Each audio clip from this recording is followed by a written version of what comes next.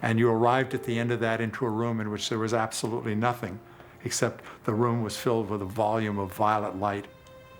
So you started with an object and ended with nothing.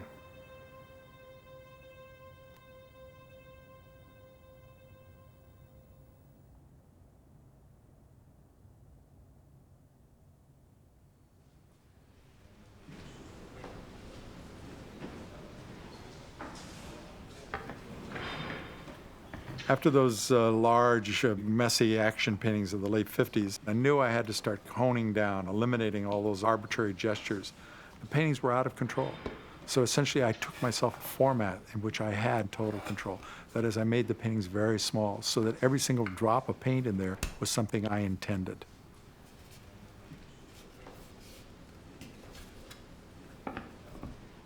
In doing the small paintings, I put them in wood frames so that you actually held them in your hand, so that you were in tactile contact, because the paintings were just surface changes, rough and smooth, and really more on a tactile level than any kind of image level at all. At that point, I became concerned that you could still Rorschach them, that it's a cow jumping over a moon, or that it's grass or it's sky. So I asked the question, what is the least image-evoking kind of mark? And it was a straight line.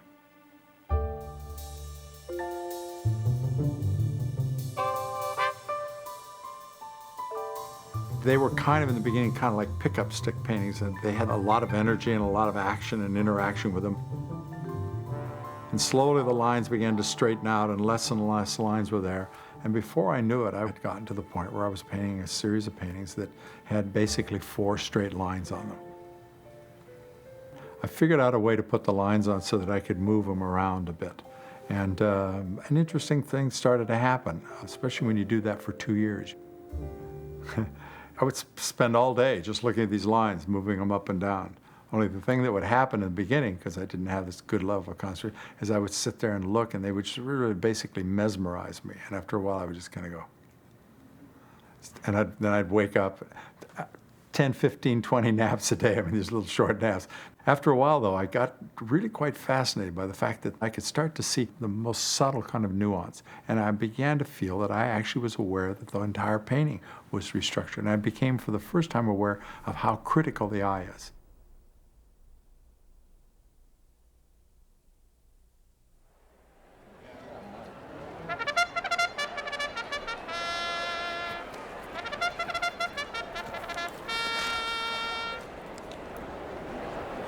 I started out playing the races at $2 better when I was in high school. It was a fun game, interesting kind of game. After a while, I got involved with how intricate the game was, and it was kind of my first philosophic lesson. Highest amount of emphasis on discipline, highest amount of emphasis on the ability to organize and sort your information. $2, $5 exacta, 5, 6, $3 exacta, 9, 1. $3 exacta, 9, 8. A certain amount of the information is mathematical, percentages and what have you. But finally, there's a whole other level of information, which is actually tactile in nature, or just really, in a sense, paying attention or attending what's going on. Because every single thing that's going on becomes an element within it. The structure of the betting, how everyone else feels about the race, the look of the horse on the racetrack, even to things like whether the trainer is wearing a tie on Thursday, which after a while you can actually handicap. He wears that tie 10 times in a meeting and he wins 7. You have to take it in as a factor. So it's as complex as you can get. You put all that information together, at the last minute you rub your hands over it, and you try and get a feel for what makes the most sense, makes the best bet.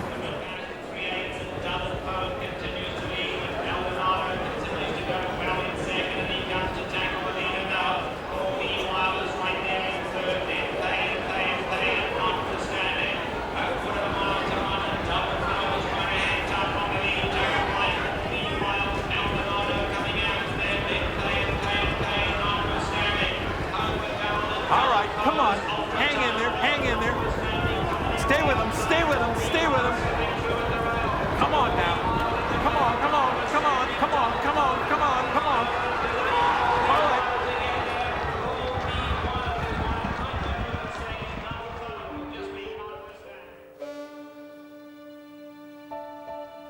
By the early 60s, I was starting to ask myself some real hard questions about paintings. This led me to the idea of minimizing the imagery and maximizing the actual presence of the painting, that it was more about the feel in the painting and not about the pictures. I started with all these lines, and slowly I was throwing out things because they didn't really function, that they really didn't have a purpose for being there. And the next thing I know, I was down to like 2 lines on a canvas in which there was no action or interaction in the old sense at all. There was no figure and ground. There was no positive and negative.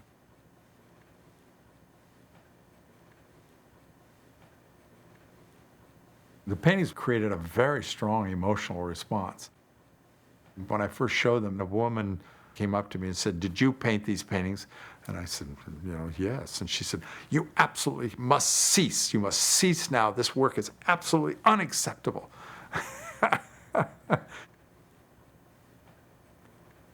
At that moment, for the first time, I realized this idea of the mark and the power of the mark. And so at the time, I thought it was an interesting question. How do you paint a painting without a mark? I made a canvas, carefully curved in all directions, just enough so as that there was a tension.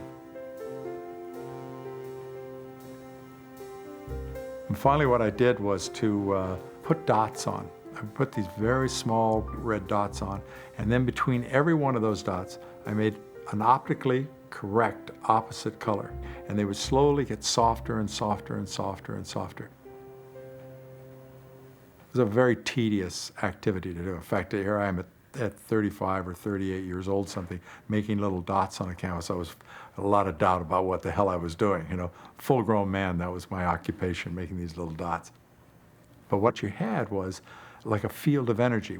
At first, when you'd look at them, there would be almost nothing there. And then you stand for a moment, and after a while, it just pulsed in front of you. And yet there was no thing per se to look at.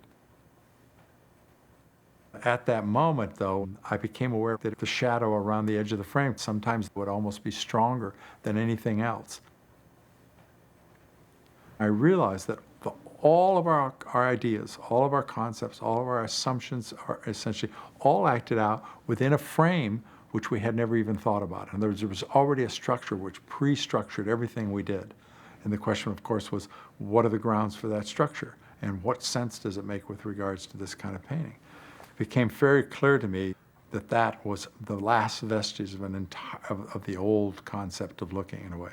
And that is, if I look around at the world, there are no frames. There are no frames in the world. Actually, the world is essentially continuously knitted. It's an envelope all the way around you, and there are no special frames in the same, there are no beginnings and endings in that sense of the word. So the question became, how do you paint a painting that doesn't begin and end at the edge? It's not within a frame.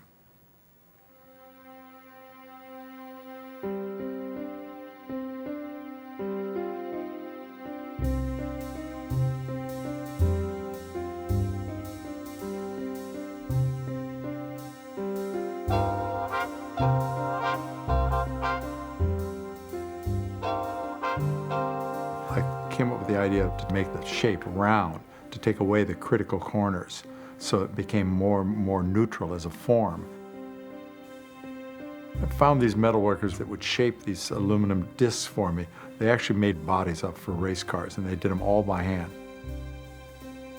And I put a tube that went onto the wall so that these things stuck out from the wall.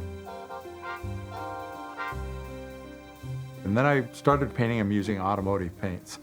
I started spraying them from a slight distance away, just enough of a distance that the paint, using lacquer, acrylic lacquer, so that the paint, when it hit the surface, had already just begun to dry. So if you shot after like maybe 50 or 100 coats, it would build up a very almost grainy surface, literally a surface almost like a movie screen has, that kind of a very pearlescent sort of grainy surface. When I got the paintings finished, I worked out an arrangement for lighting where the edge would actually just meld into the shadows. That was the thing. It was to get this painting caught up in the space around it.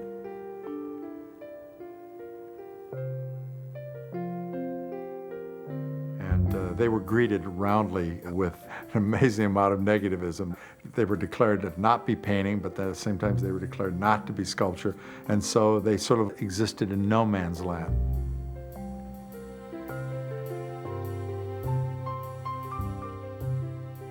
So suddenly the questions became much more complex. A lot of people thought I had come to point zero, that there was no place to go. But I had now engaged the space around it, and the issue was, how do I actually deal with that? I mean, what kind of an artist am I?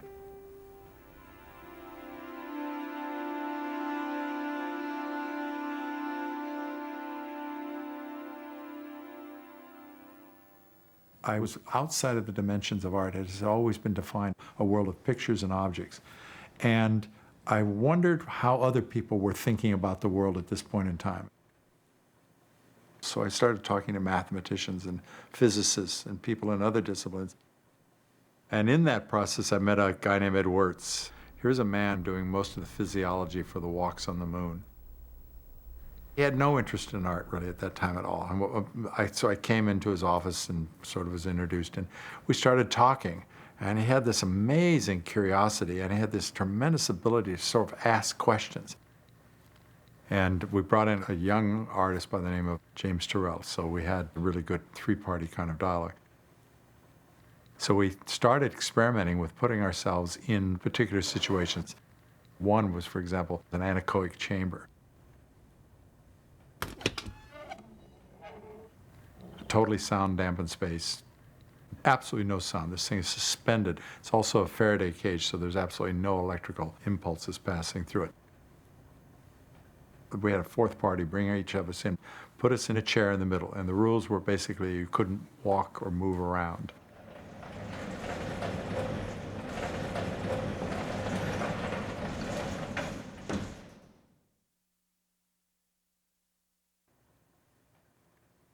Each of us spent maybe 3-4 hours in there.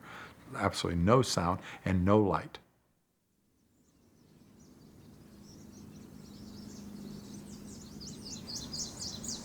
You came out of the space and you'd walk down the street, and the street would be very, very different.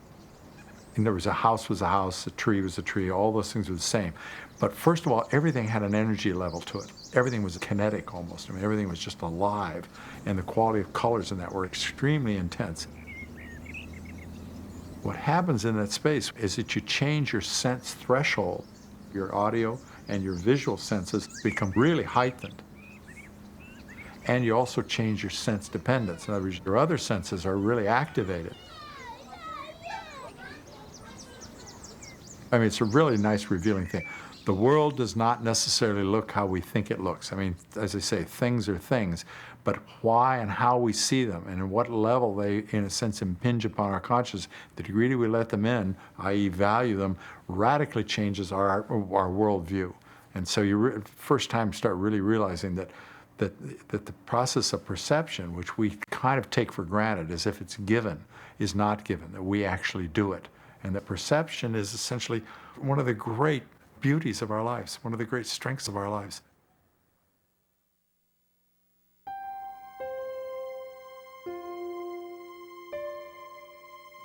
By the late 60s, I had pretty much engaged the entire space around the object. And I began to try and figure out a way to make a non-object art.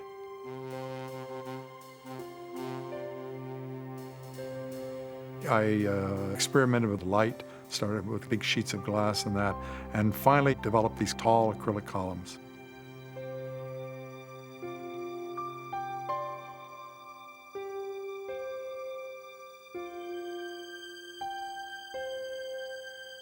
I was not interested in them as an object, and as you moved around them, at one point they would be not there at all. At another point, they would be just a black line in the air, or if you moved further, it would suddenly become a silver line.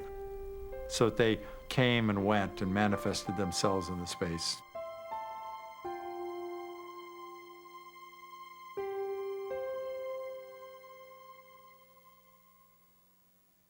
I decided that it was absolutely imperative that I understood the main philosophic arguments that underwrote all the dialogues about these issues. I had to pick a place, and it was phenomenology, which is a very hard place to begin reading when you don't read. And I sat down with Hegel And I wrote down everything Hegel said in red. And I wrote down all my responses in green. And I did it every day for months on end. In other words, it's the only thing I did every day. I had no ambition, no action. And the idea of literally looking at somebody weave their way through all the most complex kinds of thoughts about why and who we are and why we do what we do and how we think, it's a marvelous thing. I've tried to do that to some degree about why I'm an artist and how I'm an artist. And it comes from this process of self-educating.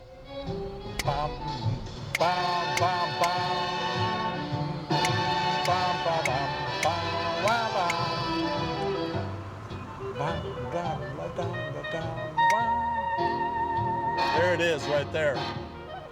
Loud. We got to make a U-turn.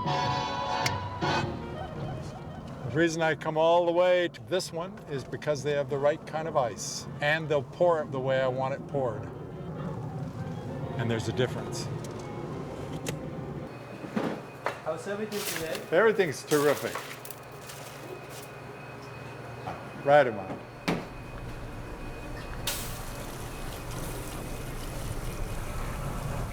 When I was in Las Vegas, spending 12 hours a day reading philosophy, and the only time I would stop was to go get a Coke.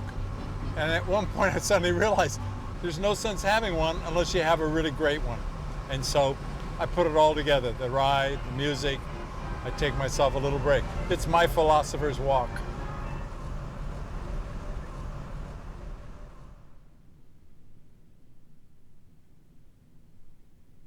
It was early in the 70s, and I had a studio at that time in Venice.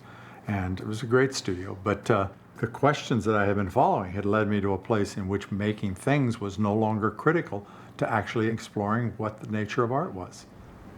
And I had absolutely no idea how to deal with that.